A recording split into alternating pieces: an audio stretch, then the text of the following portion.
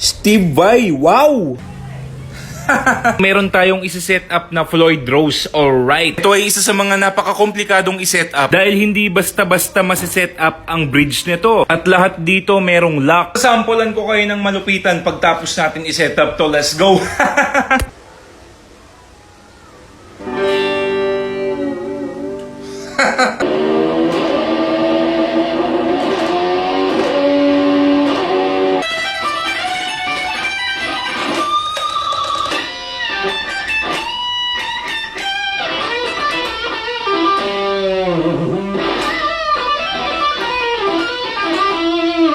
Siyempre, bago pa kayo magreklamo.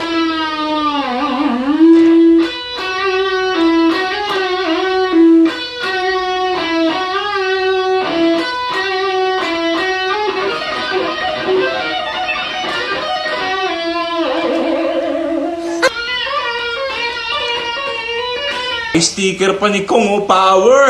Siguro fan to ni Jamil.